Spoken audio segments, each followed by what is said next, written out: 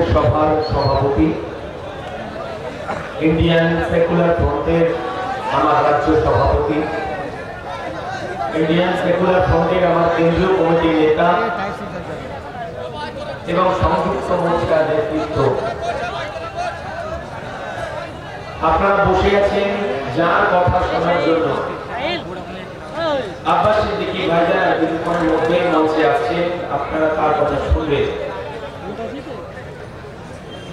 শুধু দুই এক কথা বলবো আমি। মানস বাবু,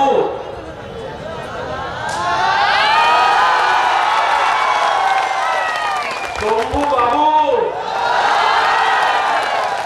আপনি খাসপুরের দেয়াল লেখন বুঝতে পারছেন?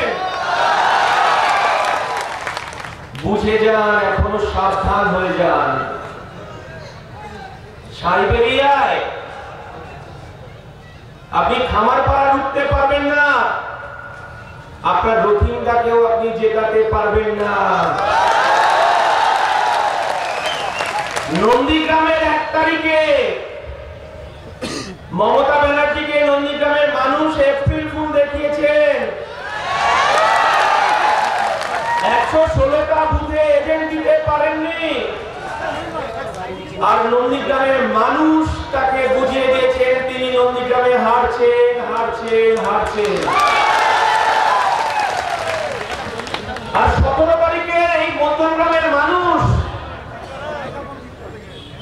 রোহিঙ্গা আপনাকেও বুঝিয়ে দেবে আপনি হারছেন হারছেন হারছেন। মানস বাবু আর শম্ভু বাবু আপনি ঢুকতে পারবেন না। আপনি গাঁজার ভয় দেখাচ্ছেন, রেপ কেসের ভয় দেখাচ্ছেন আমার আইএসএফ সংযুক্ত মোর্চার কর্মীদেরকে, আর কালকের মধ্যমগ্রামের মানুষ আপনার গ্রেফতারের দাবি তুলেছে। শওকত মোল্লাকেও গ্রেফতার করতে হবে, আর মানস ঘোষ শম্ভু ঘোষকেও গ্রেফতার করতে হবে। আজকে এখনো পর্যন্ত এই অঞ্চলের 16টা পরিবার ঘর ছাড়া, তার তালিকা আমার কাছে জমা পড়েছে। আর যে ভাইরা আমাদেরকে ধমকাচ্ছেন চমকাচ্ছেন, কাসেম আলী, সাহার আলী, হামদেল আলী, আজহার আলী, কৈপুরের সমর মন্ডল, সিওরি খেলো, চরণ খেলো, মধ্যম মন্ডল আর নরহরি খেলো সহ রোহিঙ্গা আপনি এখনো সময় আছে, সমঝে যান। কারণ এই হাজার হাজার মানুষ আপনারা যে সাম্প্রদায়িক সম্প্রীতি নষ্ট করেছেন, আর আমার ভাইজান বলেছেন সম্প্রীতির মধ্যমগ্রামকে উপহার দিতে হবে, তার জন্য আমরা জীবন দিয়ে দেব, তার জন্য আমার কর্মীরা প্রস্তুত হয়ে আছে। নেতাজি সুভাষচন্দ্র বসু বলেছিলেন তোমরা আমাকে রক্ত দাও, আমি তোমাদেরকে স্বাধীনতা দেব। আর আমার ভাইজান বলেছে এই বাংলার মানুষের কাছে একবার আমাকে বিশ্বাস করো, একবার আমার হাতে হাত রাখো, আমি সম্প্রীতির বাংলা দেব। আমরা ভিক্ষা চাই না, আমরা অধিকার চাই, আর সেই অধিকার আমরা ছিনিয়ে নেব। রোহিঙ্গা আপনি যেভাবে মধ্যমগ্রাম একটা ছোট্ট শহর, একটা শান্তিপ্রিয় শহর, এই ছোট্ট শহর শান্তিপ্রিয় শহর আপনি সাম্প্রদায়িক সম্প্রীতিকে নষ্ট করেছেন। আপনি এখানে রাজনৈতিক পরিবেশকে যেমন নষ্ট করেছেন, তেমনি আপনি আমার এখানকার সাম্প্রদায়িক সম্প্রীতিকে নষ্ট করেছেন। আমার ভাইজান আমাকে বলেছে যে ধর্ম নিয়ে কোনো রাজনীতি নয়। উনি বলেছেন যখন তুমি মসজিদের পাশ দিয়ে যাবে, যখন তুমি ভিক্ষুকদের দেখবে, তখন তোমার কাজ হবে সেই ভিক্ষুকের খাদ্য, বস্ত্র, বাসস্থান আর তার বাড়ি। যুবক যুবতী যদি থাকে তাদেরকে কর্মসংস্থানের ব্যবস্থা করতে হবে। আর তুমি যদি মসজিদের পাশ দিয়ে মন্দিরের পাশ দিয়ে যদি যাও, তুমি যদি সেখানে ভিক্ষুকদের দেখো, অনুরূপ ভাবে তোমাকে সেই ভিক্ষুকগুলোকে খাদ্য, বাসস্থান এবং তার বাড়ির বেকার যুবক যুবতীরা যদি কর্মসংস্থান না পেয়ে থাকে, তোমাকে কর্মসংস্থানের ব্যবস্থা করতে হবে। উনি কথা বলেছে, উনি বলেছেন আমার মধ্যমগ্রামের মানুষ অনেক কষ্টের মধ্যে আছে, এই মধ্যমগ্রামের মানুষ অনেক যন্ত্রণার মধ্যে আছে।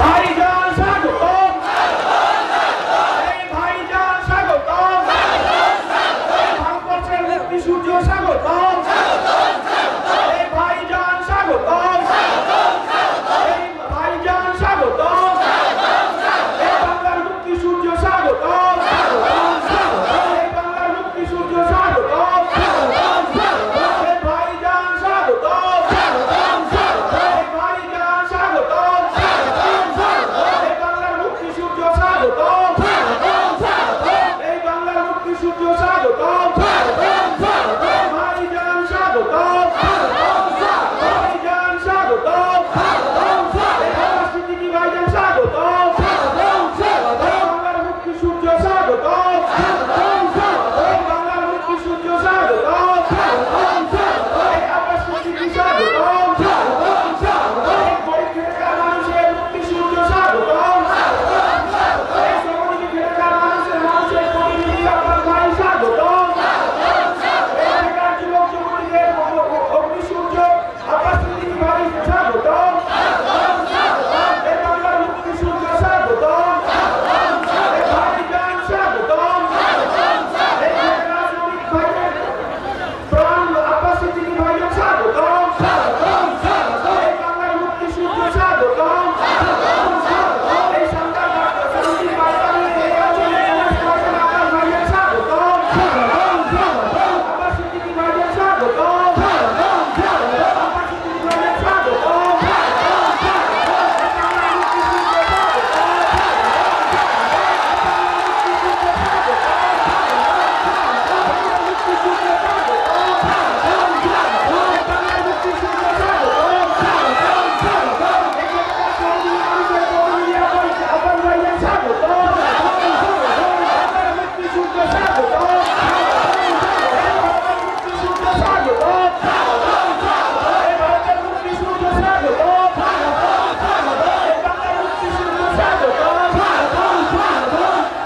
বিশেষ করে একটু অনুরোধ করছি, আপনারা একটু স্টেজটা খালি করে দেন, দয়া করে বলছি, আমরা একটু স্টেজটা খালি করে দেন, অতিরিক্ত ভিড় হয়ে গেছে ভাই, কমপ্লেন আপনাদের কাছে অনুরোধ করছি।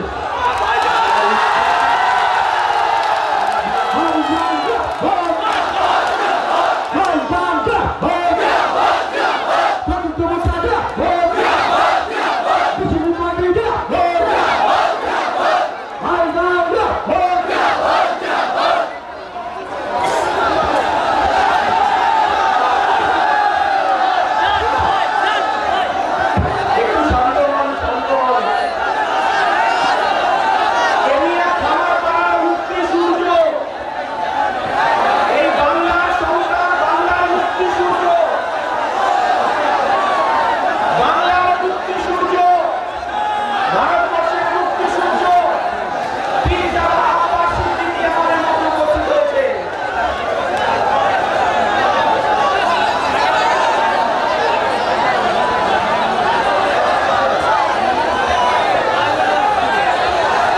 ধন্যবাদ। আমাদের মধ্যে উপস্থিত হয়েছেন, আমরা যারা অপেক্ষায় আছি, সেই আবাস ভাইজানকে সম্বোধিত করছেন আমাদের কাছে আনন্দ ছিলেন হুমায়ুন কবির।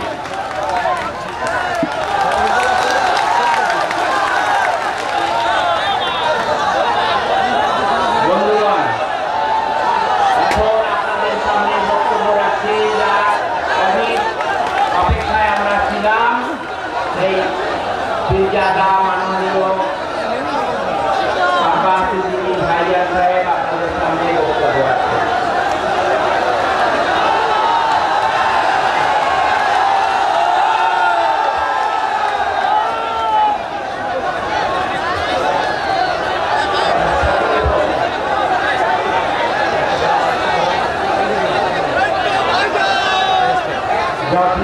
বর্ণ নির্বিশেষে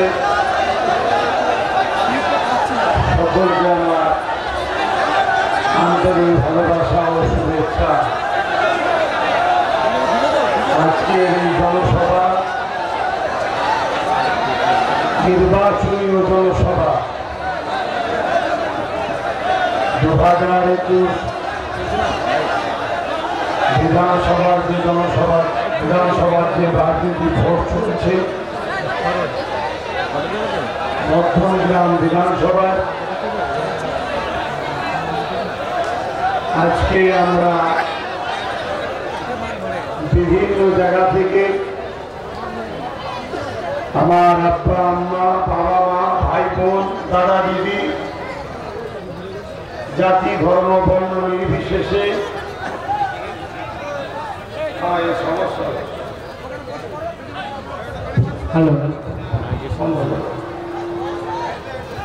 সকলে আমরা এক জায়গায় সমবেত হয়েছি। উদ্দেশ্য হলো এটাই যে আমরা মধ্যমগ্রাম কাকে ভোট দেব এবং 2021-এ আমরা এই বাংলা কার হাতে দায়িত্ব দেব।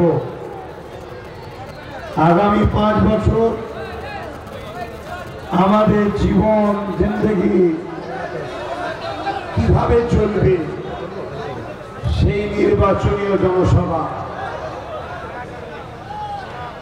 তাই আপনাদের প্রত্যেককে বলবো, আমি যে কথাগুলোকে বলবো খুব মনোযোগ দিয়ে ঠান্ডা মাথায় সকলে শুনবেন। আমার ব্যক্তিগত কারোর সঙ্গে কোনো রাগ নাই, ব্যক্তিগত কারোর সঙ্গে কোনো বন্ধুত্ব না, এবং আমি কোন রাজনীতির দলের কোন দায়িত্ব পদের ব্যক্তিও নয়। ইন্ডিয়ান সেকুলার ফ্রন্ট এই দলটাকে আমি তৈরি করেছি, কিন্তু এই দলের চেয়ারম্যান এবং প্রেসিডেন্ট তো এখানে বসে আছে শিমুল সোরেন দাদা। আমি এই দলের কোনো পদে নয়। আজকে এখানে এসেছি ভারতীয় হিসাবে, পশ্চিম বাংলার নাগরিক হিসাবে, একজন মানুষ হিসাবে, একজন ভোটার হিসাবে আমার প্রিয় পশ্চিম বাংলার মানুষকে আমি বোঝাতে এসেছি যে 2021 বিধানসভা নির্বাচনে আপনারা কাকে ভোট দেবেন। কেননা মাতৃভূমিকে ভালোবাসা, মানুষ্য জাতিকে ভালোবাসা, ন্যায় প্রতিষ্ঠিত করা, গরিব দলিত আদিবাসী মুসলিম হিন্দু শোষিত লাঞ্ছিত বঞ্চিত মানুষদিগকে উদ্ধার করা, এটা প্রত্যেকটা মানুষের নৈতিক কর্তব্য দায়িত্ব। তাই আমি একটা মানুষ হিসাবে, দেশের নাগরিক হিসাবে, আমি একজন ভোটার, আমি একটা ভোট দিয়েছি 6 তারিখে আমার বিধানসভা জাঙ্গিপাড়া। 6 তারিখে আমি ভোট দিয়েছি কাকে? 6 তারিখে আমি ভোট দিয়েছি সংযুক্ত মোর্চাকে।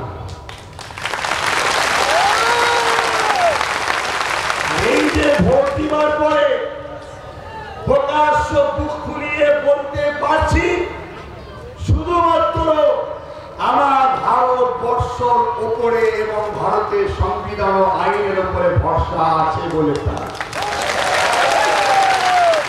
দেশ আমাকে অধিকার দিয়েছে, এদেশ আমাকে এই পাওয়ার দিয়েছে, আমি আমার পছন্দের ক্যান্ডিডেটকে ভোট দিতে পারি এবং আমি বলতে পারি। কিন্তু যত দিন যাচ্ছে আস্তে আস্তে গণতন্ত্রের গলাকে টিপে ধরে রাজতন্ত্র দিকে আমার দেশকে নিয়ে যাওয়া হচ্ছে, মানুষের বাক স্বাধীনতাকে কাড়া হচ্ছে, মানুষের গণতন্ত্রকে কাড়া হচ্ছে, মানুষের ভোটার অধিকারকে কাড়া হচ্ছে। মানুষ খুশি মনে ভালোবাসি, আমি কাকে ভোট দিয়েছি, আমি কাকে সাপোর্ট করি, এটা মানুষ বলতে পারছে না। এটা ভারতের জন্য বড় দুর্ভাগ্য, পশ্চিম বাংলার জন্য দুর্ভাগ্য। তাই তরুণ নিউ প্রজন্মর কাছে আমার দাবি এটা যে আমাদের ঘরে সংঘবদ্ধ হয়ে এই বাংলার মানুষকে বাঁচাতে হবে, যাতে করে তারা অধিকার বলতে পারে যে আমি অমুককে ভালোবাসি। এই ভালোবাসা আরো ভালো লাগতে পারে পদ্মফুলকে, আরো ভালো লাগতে পারে জোড়াফুলকে, কিন্তু আমার ভালো লেগেছে সংযুক্ত মোর্চাকে। এবারে আমি আমার কেন সংযুক্ত মোর্চাকে ভোট দিয়েছি, আমি আমার সপক্ষে কিছু দলিল দেব, এবং পদ্মফুল আর জোড়াফুলকে কেন ভোট দিলাম না। গণতান্ত্রিক প্রক্রিয়ায় ব্যক্তি আক্রমণ নয়, কিছু সত্য কথা বলবো যে তাদের এই ফলগুলোর জন্য দিই। কিন্তু দুঃখের বিষয়, তারা বারবার ব্যক্তি আক্রমণ করছে, তারা বারবার বোম দেখাচ্ছে, তারা বারবার বাড়ি বাড়ি গিয়ে চুলুম করছে, তারা বারবার মা বেটিদের উপরে শারীরিক নির্যাতনের হুমকি দিচ্ছে। আমি ওই কাপুরুষগুলোকে বলছি, দম থাকে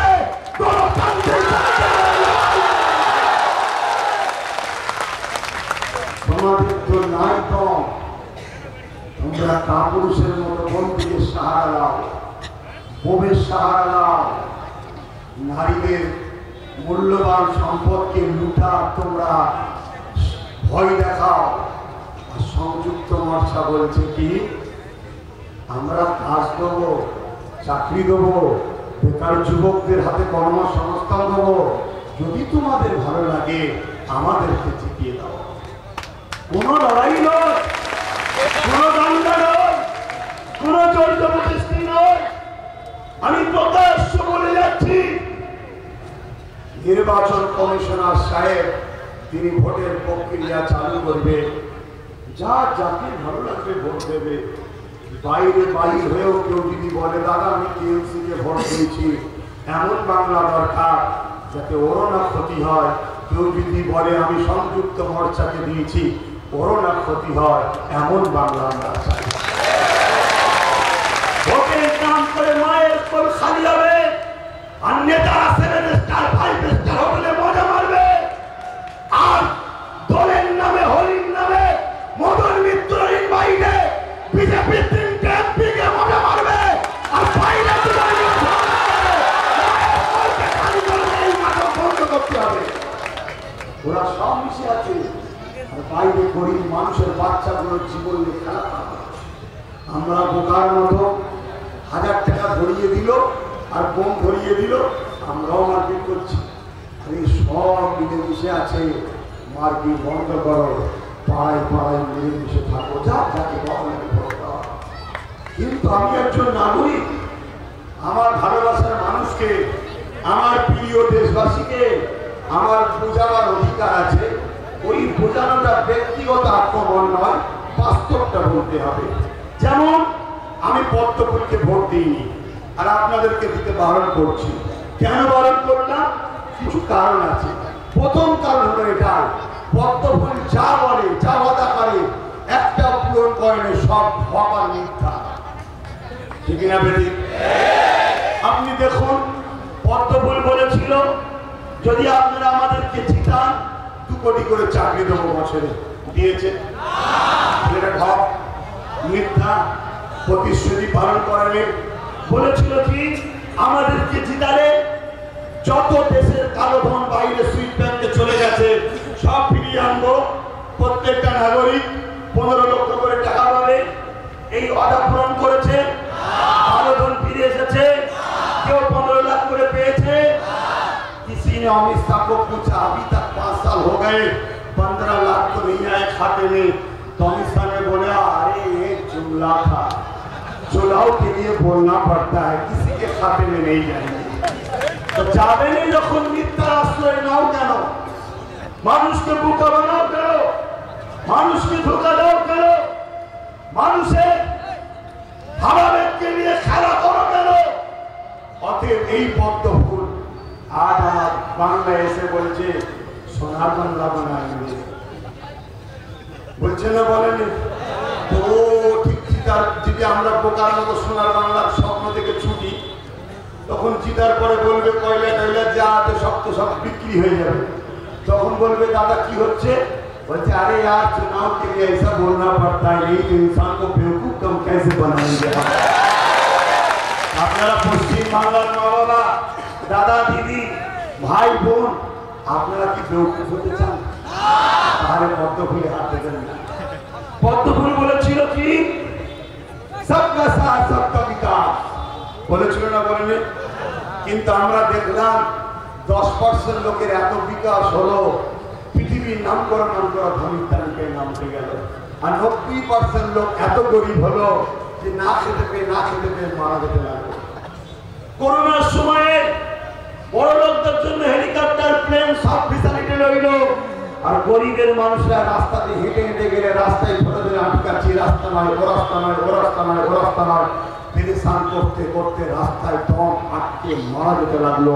গর্ভবতী মা রাস্তায় বাচ্চা হলো, ওই বাচ্চারে হাঁটতে হাঁটতে মাও মারা গেল, বাচ্চা মারা গেল। এ পদ্ম ফুল সবার জন্য নয়, এ বড় লোকের জন্য। আমি গরিব তাই পদ্ম ফুলকে ভোট দিই। আপনারা গরিব না বড় লোক? আপনারা পদ্ম ফুলে হাত দেবেন না, কোনো বড় লোকের সরকার গরিবদের কথা বুঝে আসছে? তারপরে কি বললো? সবকা সাথ সবকা বিকাশ। আমাদের স্কুলিয়াম উদ্বোধন হলো, 100 কোটি টাকা খরচ করে দেয়াল তুলছে। দাদা কি ব্যাপার? না ডোনাল্ড ট্রাম্প আসছে, তো কি হয়েছে? দেয়াল তুলছে কেন? বলে গরিব গুলো দেখতে কেমন খারাপ লাগছে, নোংরা ঝুঁকির মধ্যে পড়ে আছে, ডোনাল্ড ট্রাম্প আসবে, দেখতে খারাপ লাগছে। চিন্তা করুন গরিবদেরকে কত ঘৃণা করে। উচিত ছিল 100 কোটি টাকা খরচ করে ওই গরিব গুলোকে দিলে সব বড় লোক হতো। তা দিল না, অথচ গরিবেরই টাকা। প্রত্যেকটা মানুষ ভারতীয় ট্যাক্স দেয়। যতজন মোবাইল কিনেছেন ট্যাক্স দিয়ে কিনেছেন, যা কিনেন সব ট্যাক্স দিই আমরা। আমাদের ট্যাক্সের টাকায় দেশের ফান্ড তৈরি হয়। আমাদের ট্যাক্সের টাকা থেকে 100 কোটি টাকা খরচ করে দেয়াল দিতে পারছে, কিন্তু গরিবকে দিতে পারছে না। এই জন্য পদ্ম ফুলকে আমি ভোট দিই, আপনারাও দেবেন না, ঠিক তো নাকি? তারপরে পদ্ম ফুলের কি সমস্যা? পদ্ম ফুল বলল ডিজিটাল ইন্ডিয়া বানাবো। আজও নদীগুলো দেখুন নোংরা আবর্জনা ভর্তি করে আছে, পরিষ্কার হলো না। বুলেট ট্রেন চালাবো, বুলেট ট্রেন তো দূরের কথা, যে ট্রেনগুলো ছিল ওগুলি বিক্রি করে দিচ্ছে। তারপরে বললো কি যে আমরা দেশের অনেক আগে নিয়ে যাবো, নিত্য প্রয়োজনীয় জিনিসের দাম কমিয়ে দেবো। বলেছিল না, বলেনি? আজকে তেল কিনতে গেলে কানতে হচ্ছে, সে পেট্রোল হোক আর সর্ষের তেল হোক। আর গ্যাসের দাম এমন প্রতিদিন কম বেশি সংসারে টুকরো মুকুর হচ্ছে। তো পদ্ম ফুল যত বাড়বে সংসার তত ঝগড়া বাড়বে। খবরদার পদ্ম ফুলে হাত দেবে না। শত শেষ কথা, আমার বাংলাতে উত্তরপ্রদেশের মতো পূজা আছে, আমার বাংলাতে প্রিয়ঙ্কা রেড্ডির মতো, হায়দ্রাবাদের সেই ডাক্তার মেয়েটার মতো আমার বাংলা মহিলা ডাক্তার আছে, আমার বাংলাতে কাশ্মীরে আসিবার মতো আমার বাংলাতেও আসিবা আছে। আমি চাই না পদ্ম ফুল ফুটিয়ে আমার বাংলার পূজা বেউচুত হোক, আমার বাংলার আসিবা বেউচুত হোক, আমার বাংলার প্রেসিডেন্ট লুটে যাও। তাই পদ্ম ফুলে হাত দিইনি, আর অনুরোধ করছি আপনারাও পদ্ম ফুলে সুইচ দেবেন না, ঠিক না বেঠে? কেউ সুইচ দেবেন না তো? এই হলো পদ্ম ফুল। আরো আছে, আরো আছে। দ্বিতীয় ভোট দেবেন কাকে? এই বিধানসভায় রইল মধ্যম গ্রামে জোড়া ফুল আর খান চিহ্ন, তাই তো নাকি? আপনারা কেউ জোড়া ফুলে ভোট দিবার স্বপ্ন দেখেছেন? ধরুন আমি আমার কথা বলেছি, আমি জোড়া ফুলে ভোট দিইনি। কেন দিইনি? আমি জোড়া ফুলে ভোট দেওয়া মানে ওই জোড়া ফুলের ভোটটা নিয়েই ওরা পদ্ম ফুলে চলে যাবে। অর্থাৎ আমি পদ্ম ফুলকে রুখবো বলেছি, আবার জোড়া ফুলকে ভোট করে, এটা কেমন করে হয়? মানে এই বাংলায় পদ্ম ফুলের প্রোডাকশন তৈরি হচ্ছে জোড়া ফুলের কারখানা থেকে।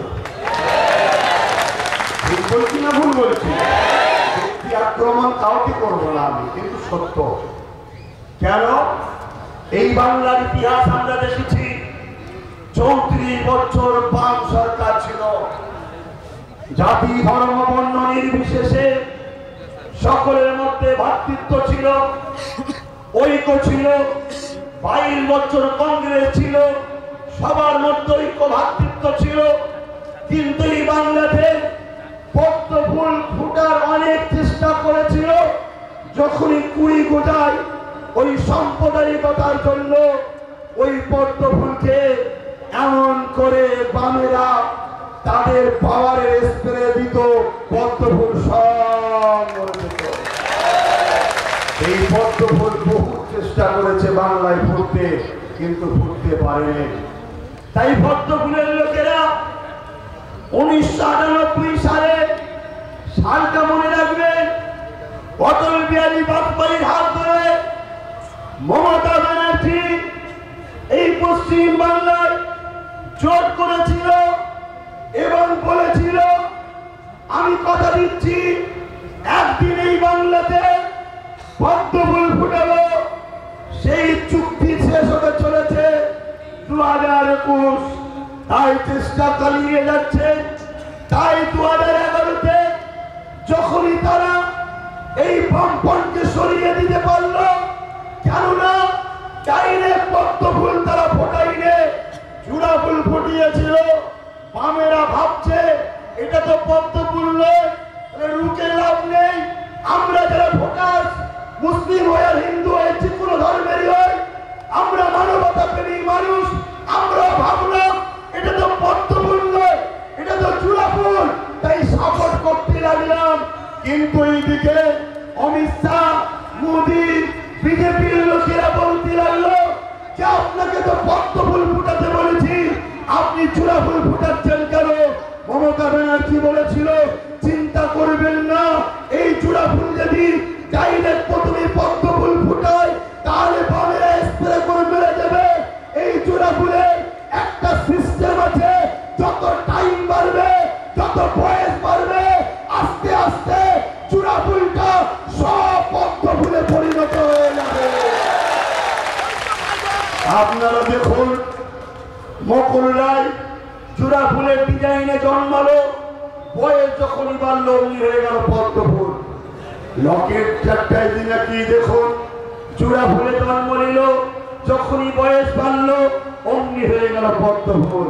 কলিকাতার মেয়র শোভন চট্টোপাধ্যায় জোড়া ফুলে যেই বয়স হলো অমনি হয়ে গেল পদ্ম ফুলে।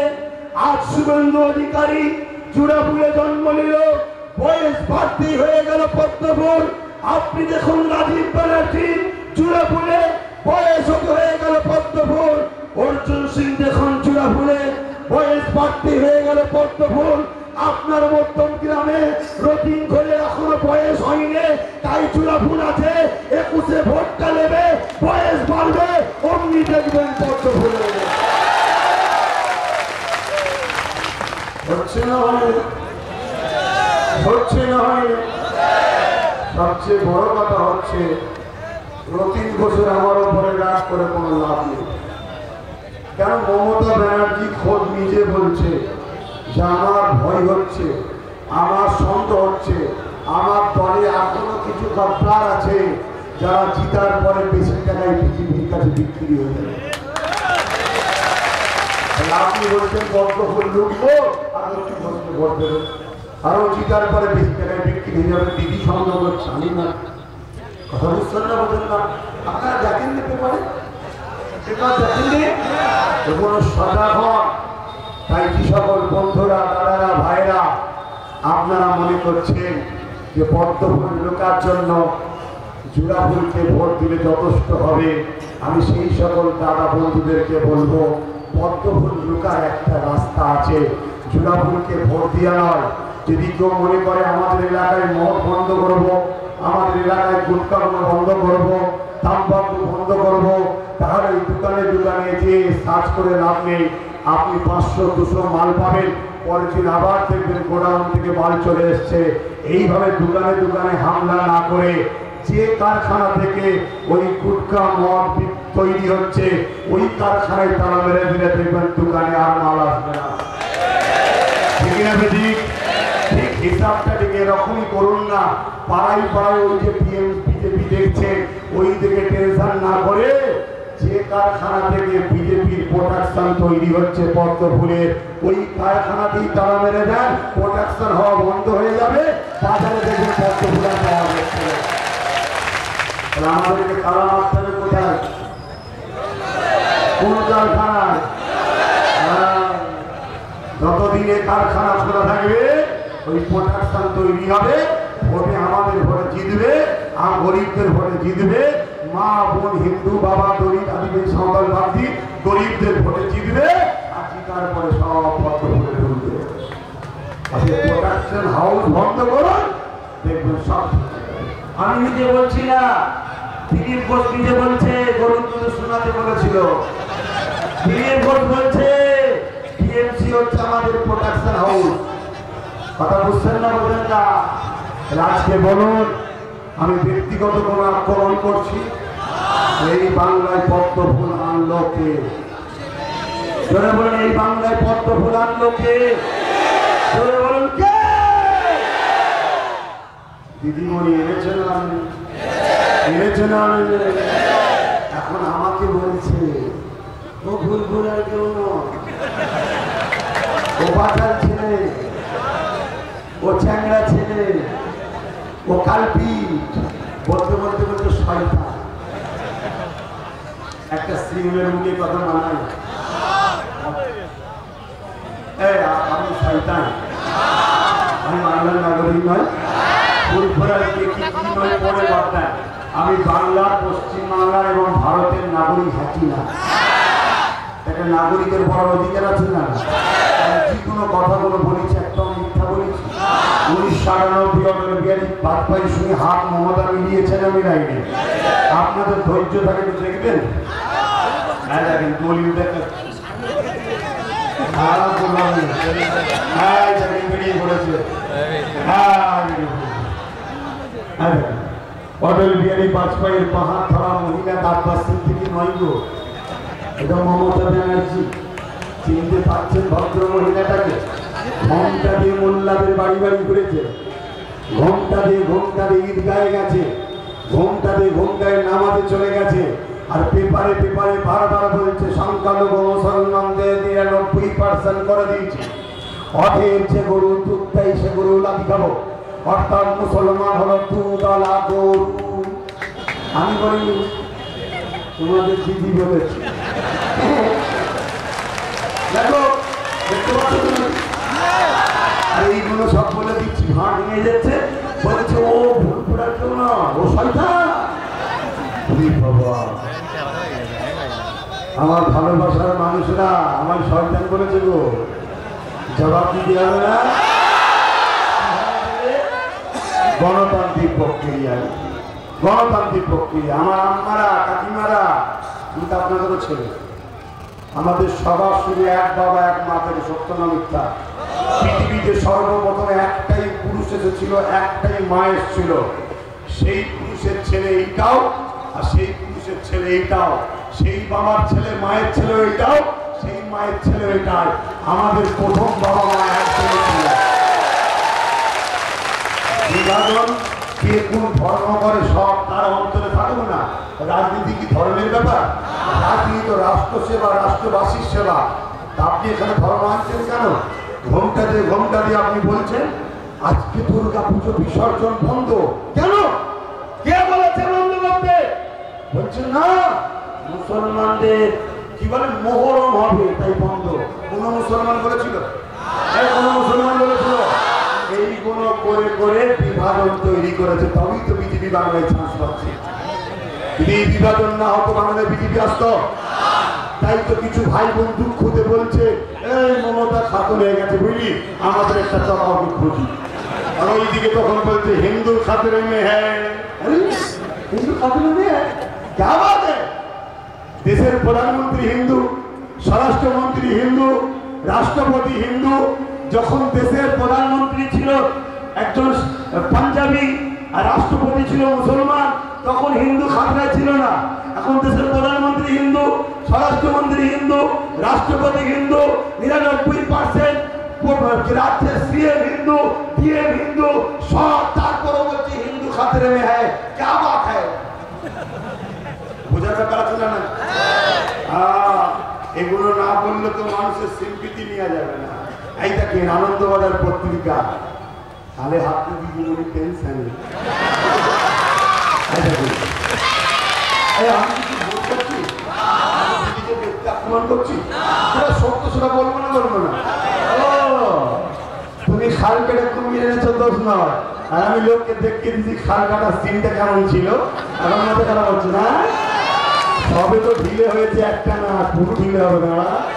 তাই দেখেন কি বলছে, বিজেপিকে ভন্ড এনে লড়বো, বক্তা হলো মমতা। কেন বিজেপিকে ভন্ড আনবে? পঞ্চায়েত ভোটে মনে আছে, বিরোধী শূন্যর নামে বাম কংগ্রেসকে মেরে ঘরিয়ে তুলি ঢুকিয়ে দিল, নমিনেশন ফাইল জমা দিত না। আর বিজেপি নমিনেশন জমা দিচ্ছে, আর কিছু ছেলে বলছে দাদা, নেতাকে বলছে বিজেপি নমিনেশন জমা দিচ্ছে, মারবো। বলছে ওই দিক থেকে মুখটা ঘুরিয়ে এলে আমাদের সব সেটিং আছে। কেন এটা করলো? কেন কন্ট্যাক্ট ছিল বাংলায় পদ্ম ফুল ফুটাতে হবে। বিরোধী হিসেবে বাম কংগ্রেস যদি থাকে, তাহলে আমাকে যার পছন্দ নয় বাম কংগ্রেসকে দেবে, বিজেপিকে দেবে না। এই বাম কংগ্রেসকে নমিনেশন জমা দিতে দিউনি, অপশন থাকবে না। নাচারের পরে রোগ ভালো করার জন্য দুটো ওষুধ হলেও খেতে হবে। অতএব মমতার জ্বালাতে বাধ্য হয়ে ওকে বিজেপি করতে হবে। তাই কাটমানির নামে, আমফানের নামে, করোনার নামে, চাল চুরি থেকে শুরু করে, মিথ্যা ক্যাডার কেস থেকে শুরু করে, রেপ কেসের মিথ্যা কেস দেওয়া থেকে শুরু করে, ঘর ভাঙা থেকে শুরু করে, এমন জ্বালাতে লাগলো, বাধ্য হয়ে সব বিজেপি করতে লাগলো। এটা মমতার পলিসি ছিল।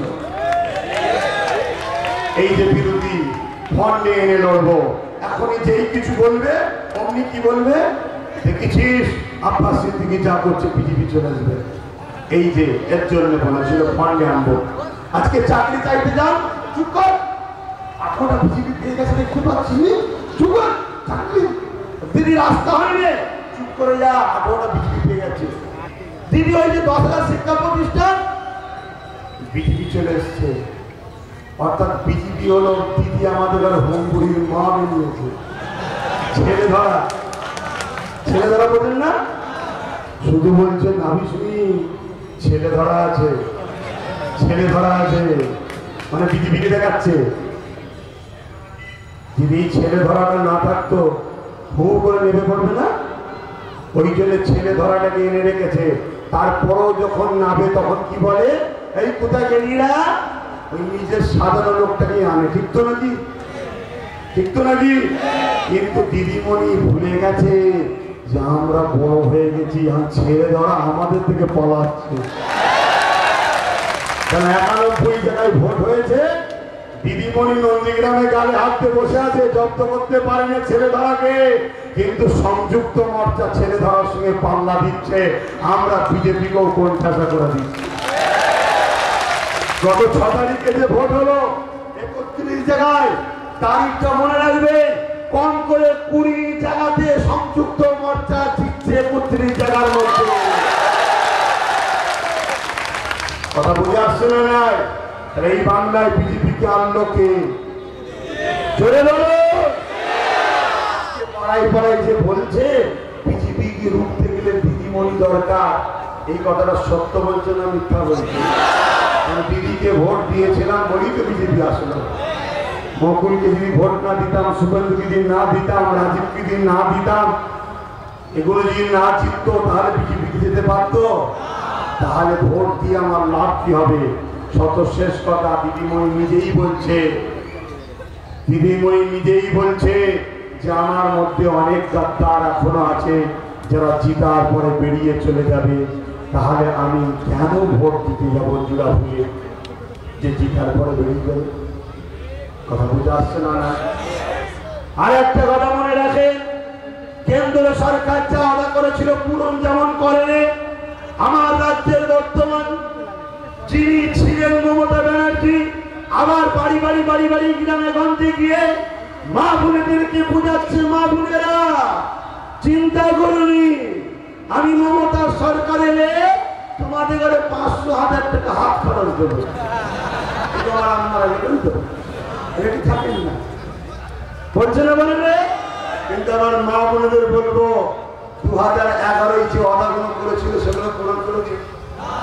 যে একবার ধোকা দিয়েছে বারবার দেবে রেডি মানুষ। 2011 কি বলেছিল জানেন না? দেখবেন প্রতিদিন প্রত্যেক না দিলেই করি ছাড়বে। কর্পোরেট কেউ নাই তো কর্পোরেট হলে তাও তো বুঝে শুনে কথা বলতে হবে। কর্পোরেট যখন বাধা ছাড়াতেই প্রতিদিন পেপার কি লিখছে, ক্ষমতায় গেলে 6 মাসের মধ্যে শিল্প করে দেখাবো, বক্তা হলো মমতা। 6 মাস তো দূরের কথা, 10 বছর হয়ে গেছে, একটাও শিল্প করেছে? আমার জানা নেই, আপনারা বলুন করেছে? বলেছিল প্রতি বছরে 10 লাখ করে চাকরি দেবো, দিয়েছে? বলেছিল 15% সংরক্ষণ দেবো, দিয়েছে? বলেছিল ওয়াকফ সম্পত্তিকে পুনরুদ্ধার করে দেবো, করে দিয়েছে? উপরন্তু জোর করে ওয়াকফ সম্পত্তির জায়গাতে বিজেপির পার্টি অফিস করতে দিয়েছে। এবং বলেছিল যে আমাদের সরকার হলে বলেছিল কি যে ফুরফুরা শরীফে রেল করে দেবো, করে দিয়েছে? সত্যি দেয়নি? ঠিক করে বলুন, দিয়েছে? কিন্তু আমার বাড়ি থেকে 7-8 কিলোমিটার দূরে কম বেশি, সেখানে গিয়ে মমতা ব্যানার্জি বলছে যে আমি ফুরফুরায় রেল করে দিয়েছি। চিন্তা করার কত বড় মিথ্যু, কিন্তু চেন্দ্র মাঠে পোকা ফেলার মতো। হ্যাঁ, কত বড় মিথ্যু। কিন্তু আমি যে কথাগুলো বলছি এই কথাগুলো সব প্রমাণ দিলাম। দিদিমণি শুধু ঘুরিয়ে ঘুরিয়ে বলছে বিজেপির থেকে টাকা নিয়ে যেতে ভোট ভাগ করেছি। আবার এসে বলছে সংখ্যালঘু ভাই বোনেরা আপনারা ভোট ভাগ করবেন না। সংখ্যালঘু ভোটে কি করবে? 30% দিতে হবে। আমরা কি করবো? মোদী দেখি ওদিকে 70% খেয়াল নেই। এইগুলো বলে বিভাজন করছে, বোঝাতে চাইছে তোমরা 30 এক হয়ে যাও, আর ওনাদেরকে বোঝাচ্ছে তোরা 70 এক হয়ে যাও। এই বিভাজনটা করছে কে? বুকে হাত দিয়ে বলো, যখন এনআরসি এর কথা বলেছিল তখন যদি আমরা একা রাস্তায় নামতাম না, চামড়া গুটিয়ে ফেলতো। আমাদের থেকে বেশি তো আমার হিন্দু বাবা মারা রাস্তায় নেমেছিল, তাই আমাদের কিছু করতে পারেনি। এই বাংলার কালচার, এই বাংলার হিন্দু বাবা মারা, আদিবাসী দলিত সমস্ত মানুষেরা তারা রবীন্দ্রনাথ ঠাকুরের অনুসরণ করে চলে, ঈশ্বরচন্দ্র বিদ্যাসাগরের অনুসরণ করে চলে। আমার বাংলার জাতি ধর্ম বর্ণ নির্বিশেষে সবাই সম্প্রীতিকে ভালোবাসে, ভাতৃত্বকে ভালোবাসে, ঐক্যকে ভালোবাসে, মিলবন্ধনকে ভালোবাসে। যদি ভালো না বাসত তাহলে বিজেপিকে সবাই নিয়ে চলে আসতো। আমার বাংলার হিন্দু ভাইয়েরা বিজেপিকে চাইলে তাই আজও বিজেপি প্রচার করতে পারছে না। মমতা ব্যানার্জি বহুত প্ল্যান করছে কি করে বিভাজন করা যায়। কথা বুঝে আসছে না? আজকে বলো এই বাংলায় বিভাজন করলো কে? বাংলায় বিভাজন করলো কে? বলুন, আমরা কি বিভাজন চাই? আমাদের মিলেমিশে থাকার দরকার আছে না? না। মণিপুর ছিলেন, মণিপুর এই পাশে মণিপুরে কংগ্রেস জিতে গিয়েছিল, বিজেপির 2টো সিট কম ছিল। মমতা ব্যানার্জি বিজেপিকে 2টো সিট দিয়ে জোট করে ওখানে কংগ্রেসকে হারিয়ে বিজেপি সরকার করেছে মমতা ব্যানার্জি। কালকে যদি বাংলায় গোটা 30-40 বিজেপির কম পড়ে, মমতা ব্যানার্জি হেল্প করবে বিজেপির সরকার করার জন্য।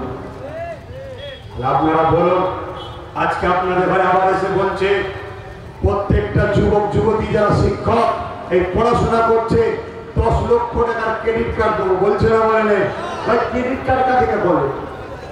ক্রেডিট কার্ড কাকে বলে? 45 দিনের মধ্যে টাকাটা সুদ করে পেমেন্ট করে দিতে হবে। যদি না করে তাহলে সুদ বাড়বে। কথা বুঝছেন না? বোঝেন না? কই বললো না তো যে আমার সরকার এলে 90% উপরে গরিব ছেলে মেয়েদের সব ফ্রি পড়ানোর ব্যবস্থা হবে। কারণ ওরা আমার দেশের ভবিষ্যৎ বললো। কিন্তু আমি চিৎকার দিচ্ছি সে দেবত্ব সম্পত্তি হলো হিন্দু বাবা মায়েদের ব্যক্তিগত টাকা, ওয়াকাফ সম্পত্তি হলো মুসলমানদের ব্যক্তিগত টাকা, আর বৌদ্ধ দপ্তরের সম্পত্তি হলো আদিবাসী ভাই বোনদের ব্যক্তিগত টাকা। অতএব আমাদের সংযুক্ত মোর্চা সরকার এলে প্রত্যেকটা গরিব ছেলে মেয়ে যারা 90% নাম্বার পাবে তাদেরকে সম্পূর্ণ ওই অকাল সম্পত্তি থেকে মুসলমান, দেওয়াত্ম সম্পত্তি থেকে হিন্দু সমাজ এবং বৌদ্ধ দপ্তর সম্পত্তি আদিবাসী সমাজ তাদের টাকা তাদেরকে ফিরিয়ে দিয়ে তাদের বাচ্চাদের ঘরে পড়িয়ে ডাক্তার, উকিল, জজ দিয়ে ব্যারিস্টার বানানো হবে, যাতে আমার বাংলা গর্বিত হয়, আমার বাংলা ভারতকে রাস্তা দেখায়, এই বাংলা আগিয়ে যাবে। এবার আপনারা ভাবুন, হাতার সরকার চাই না অধিকারের সরকার চাই? কোথায় কিছু নাই, শুধু প্রচার করছে আমি ইমামদের 2,500 টাকা ভাতা দিয়েছি তো। আর ইমামরা এখন বলছে আবার কিছু কিছু যে দিদি আমাদের 30,000 টাকা দিয়েছে, দিদির হয়ে না বললে হয়। কত বড় বোকা, চিন্তা করুন। আপনার ঘরে বিএ পাস, এমএ পাস ছেলেগুলো পড়ে আছে, যাদের চাকরি হলে পার মাসে 30,000, বছরে 3,60,000, এদিকে 2,500 টাকার ভিক্ষা দিয়ে বছরে হচ্ছে মাত্র 30,000।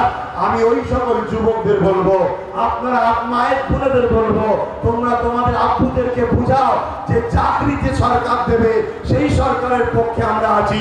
যদি আমাদের চাকরি হয়ে যায় 3,60,000-এর মধ্যে থেকে বছরে দিদি 30,000 দিচ্ছিল, আমি তোমার ছেলে মেয়ে বলছি বছরে তোমাকে 1,00,000 টাকা দেবো, বাকি 2,60,000 কথা বুঝতেন না, বলবেন না? সারা দুনিয়ায় প্রচার করছে ইমামদের 2,500, এই 2,500 টাকা দিয়ে তো বিভাজন শুরু করেছে। ওই বলল না তো অকাপ সম্পত্তি থেকে দিচ্ছি, লাস্টে যখন বিভাজন হয়ে গেছে তখন বলছে অকাপ সম্পত্তি থেকে দিচ্ছি। এইভাবে বিভাজন মমতা ব্যানার্জি করে আস্তে আস্তে বাংলায় বিজেপি আনছে। আমাদের বুঝতে কি বাকি রইল? বুঝতে বাকি রইল? তাহলে আমি জোড়াফুলে কেন ভোট দিই বুঝতে পেরেছেন? আপনারা জোড়াফুলে ভোট দেবেন? যদি কারো ইচ্ছা থাকে সাহস করে বলে দেবো, আমি চ্যালেঞ্জ দিচ্ছি, আপনার একটা চুলের উপর কাজ করবেন। এর নাম হলো গণতন্ত্র। গণতন্ত্রকে যে হত্যা করে সে তো দেশদ্রোহী, সে তো দেশের বেখিলাফ। আপনার ইচ্ছাকে আপনি দেন, কিন্তু আপনি জোর দেখাবেন কেন? আজকে যেমন আমি এখান থেকে বলে দেন যা ভালো লাগে পরের দিকে যান, ঠিক তেমনি টিএমসির লোকেদেরকেও বলে যাচ্ছি, বিজেপির লোকেদেরকেও বলে যাচ্ছি, সংযুক্ত মোর্চাকেও যারা ভোট দেবে, তোমাদের যদি দম থাকে তোমরা এইবারে বলো যে তোমরা ভোট দিলে কিচ্ছু বলবো না। লাট্টুজন খেয়ে তৈরি হয়েছে, ভাষা খারাপ লাগলে আবার আপনারা মাফ করবেন, কিন্তু পৃথিবীতে সবাই মায়ের ঋণ শোধ করতে পারবে না, কারণ আপনাদের ঋণেই তো আমরা বড় হয়েছি। হাকিকাত এটা। চলে আসো দেখি, আমি তো প্রকাশ্য বলে গেলাম যা যা খুশি ভোট দাও। তুমি বুঝাও না আপনার সিদ্দিকি বিজেপির তারা কি দেখা নিয়েছে প্রমাণ দিয়ে বুঝাও। সবচেয়ে বড় কথা, মমতা ব্যানার্জি খোদ নিজে BJP BJP BJP BJP Mamata Banerjee rail minister ছিল বিজেপি থেকে, কয়লা মন্ত্রী ছিল বিজেপি থেকে, পোর্ট দপ্তর ছিল বিজেপি থেকে। আজও Mamata Banerjee BJP BJP BJP. তাহলে সেই জায়গায় যদি বলে আব্বাস সিদ্দিকী টাকা নিয়েছে, তাহলে মমতা ব্যানার্জি তো বিজেপি। তুমি বলো না কত টাকা দিয়েছো?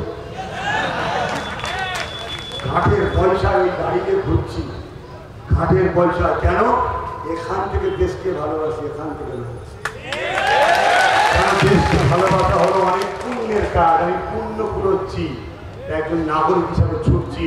আমার বাংলার হিন্দু, দলিত, আদিবাসী, সাঁওতাল প্রত্যেকটা মানুষকে বাঁচাবার জন্যে। কেন? মানুষ তো সে যার দুটো হাত থেকে সে মানুষ নয়, যার দুটো পা থেকে সে মানুষ নয়, যার দুটো কান আছে এর মানে মানুষ নয়, এগুলো জীবজন্তুর মতো আছে। মানুষ তো সে যে অপর মানুষের কষ্ট দেখে নিজের অন্তরে ব্যথা হয়, তাকেই বলা হয় মানুষ। যে মানুষের কষ্ট দেখে ব্যথা হয় না, সে মানুষ রূপী অমানুষ ছাড়া আর কিচ্ছু নয়। আজ এই সমাজে অনেক পুরোহিত আছে গরিব, এই সমাজে লক্ষ লক্ষ হিন্দু মা বাবা আছে গরিব, লক্ষ লক্ষ আদিবাসী আছে গরিব। লক্ষ লক্ষ বিভিন্ন সমাজ, মুসলিম থেকে শুরু করে গরিব, আর সেই 1% 10% লোক তারা দিনকে দিন বড় লোক হয়ে যাচ্ছে। অতএব এই বিচারিতা বন্ধ করতে হবে। তাই আমি বলেছিলাম আমাকে একটা যে পায়া দেবে তার সঙ্গে আমি সাথ দেবো। বাম কংগ্রেস জোট আমাকে একটা পায়া দিয়েছে, তাই সংযুক্ত মোর্চাতে আপনারা ভোট দিন, এই কথাটা বলে গেলাম। এবং এই জায়গাতে আমার খাম চিহ্ন, এই জায়গাতে খাম চিহ্ন, এই জায়গাতে খাম চিহ্ন, মানে এটাও শুনে রেখে যান, ছাতালিতে আমি কিন্তু খাম চিহ্নতেই সুইচ টিপেছিলাম, কেন জাঙ্গিপাড়াতেও খাম চিহ্ন। 5 নম্বর সুইচ, ক নম্বর? দাদা, দিদি, বাবা, মা, কাকা, কাকিমা সবাইকে অনুরোধ করছি 5 নম্বরেতে খাম চিহ্ন আপনাদের ভূমিপুত্র আমার দাদাকে বিপুল ভোট দিয়ে জয়যুক্ত করুন। এবং পার্কে লিখা থাকে ফুলে হাত দেবেন না, হাত দেবেন না, দিলে ফাইন হবে। কি ফাইন? আসামে যেমন 20 লক্ষ গরিবকে ক্যাম্পে রেখেছে, তার মধ্যে 14 থেকে 15 লক্ষ গরিব বাঙালি হিন্দু মা বাবাকে ক্যাম্পে রেখেছে। অতএব ভুলে হাত। দিদি বলছে আমি নাকি এনআরসি করতে দিইনি, এটা একটা মিথ্যা কথা। 2005-এ এনআরসি করার জন্য স্পিকারকে কাগজ ছুঁড়ে মেরেছিল এই মমতা ব্যানার্জি, দেখেননি আপনারা? আরে এনআরসি যদি বাংলায় না হয়ে থাকে এটা একটাই কারণ, সেটা হলো বাংলার সন্তান আপনাদেরই ভাইজান, তিনি সুপ্রিম কোর্টে কেস করেছে, তার নাম নওশাদ সিদ্দিকী। মনে রাখবেন দেগঙ্গাতেও খাম চিহ্ন, হারোয়াতেও খাম চিহ্ন, আর 10 তারিখে ভাঙড়তেও নওশাদ খাম চিহ্ন, আর বিশেষ 17 তারিখে মধ্যম গ্রামে খাম চিহ্ন। বাকি সংযুক্ত মোর্চার ইস্তেহাতুরি হাত যেখানে যেখানে আছে সব জায়গাতে আপনারা ভোট দিয়ে জয়যুক্ত করবেন। সোশ্যাল মিডিয়ায় যারা দেখছেন তাদেরকেও বলবো, কেন সংযুক্ত মোর্চার দিকে বিজেপি থেকে টিএমসি থেকে সব মানুষ ভেঙে চলে আসছে, কেন বুঝতে পেরে গেছে যে কাটমানি সরকার আমাদের লাগবে না, সিন্ডিকেটের সরকার লাগবে না, তোলাবাজি সরকার লাগবে না, সেন্ট্রাল সরকার লাগবে না, এমন করে মিথ্যা মামলা দিয়ে মানুষকে জর্জরিত করা সরকার লাগবে না। আর ওই দিকে শুধু গুলি আওয়াজ তুলে যাচ্ছে, ওই সরকারও লাগবে না। তাই সংযুক্ত মোর্চা 2021-এ গভর্নমেন্ট বানাতে যাচ্ছে। সকলে হাতটা উপর দিকে তুলে মুঠো করুন, আমার সাথে বলুন, ভারতীয়রা গর্ব করে বলবেন আমরা ভারতীয়, আমরা গর্বিত।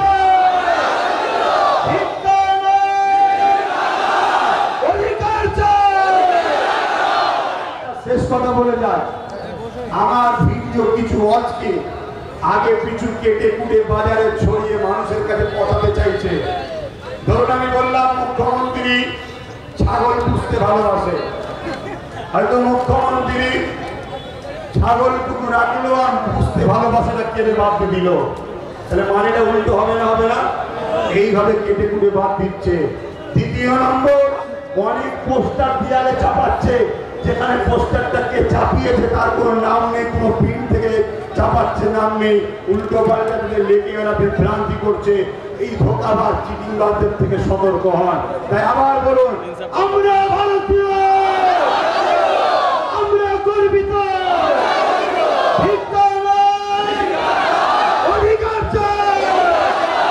যারা অধিকার চান আন্ডা ডিম ভাতে যারা লাইন দেবেন না, 5 টাকা ডিম ভাতে। কেউ একজন বলছে ওখানেও কাটমানি হবে, পরের দিন দেখাচ্ছে ডিম হাফ হয়ে গেছে। শোনেন, গাছ থেকে যেন নারাজ থেকে পড়ে যাবেন না। বলুন আমরা ভারতীয়, আমরা গর্বিত, অধিকার চাই। যেদিন 17 তারিখে বুথে সব সিংহ পুরুষের মতো দাঁড়াবেন, কথা বুঝে আসছে? এই লড়াই আমাদের ভবিষ্যৎ, আমাদের গণতন্ত্রের ভবিষ্যতের লড়াই। আর যারা এখনো বিরোধী করছেন, গণতান্ত্রিক প্রক্রিয়ায় বিরোধী করুন। যদি কেউ মস্তানি করে তার লিস্ট করে রাখবে। এত বলার প্রয়োজন শুনে রাখছে, এতটুকু আপনাকে শিওর বলে যাচ্ছি, টিএমসি গভর্নমেন্ট 2021 হচ্ছে না, হচ্ছে না।